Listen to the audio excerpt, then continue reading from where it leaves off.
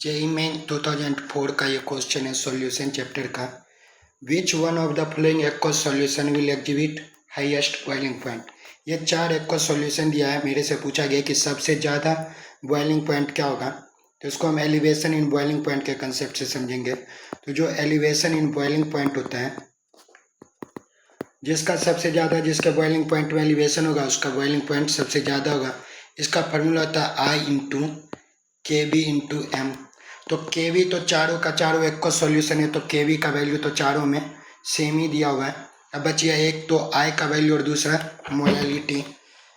जो यहाँ पे मेरे पास मोलैलिटी डायरेक्टली गिवन नहीं है, मोलैलिटी दिया हुआ है, लेकिन जिसका मोलैलिटी सबसे ज़्यादा होगा उसी का मोलैलिटी भी सबसे ज़्यादा होगा।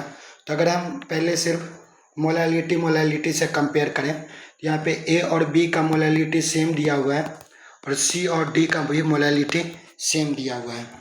बट ए और बी का मोलैलिटी सी और डी से ज़्यादा है, तो ए और बी का ही एलिवेशन इन बॉइलिंग पॉइंट भी ज़्यादा होगा, तो ए और बी का ही बॉइलिंग पॉइंट ज़्यादा होगा।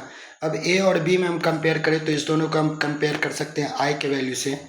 ए में जो हमारा सॉल्यूट है वो है Na2SO4, तो ये टूटेगा 2Na प्लस SO4 - 2 में, तो इसमें नंबर ऑफ आयन आ रहा है 3। और जो बी ऑप्शन हमारा, बी में जो सॉल्यूट दिया हुआ है वो दिया हुआ है KNO3, तो ये ब्रेक करेगा K प्लस NO3 माइनस में, तो इसमें नंबर ऑफ आयन का वैल्यू आ रहा है 2। तो ऑब्वियसली ए का एलिवेशन इन बॉइलिंग पॉइंट ज़्यादा होगा, तो बॉइलिंग पॉइंट भी ए का ही ज़्यादा होगा।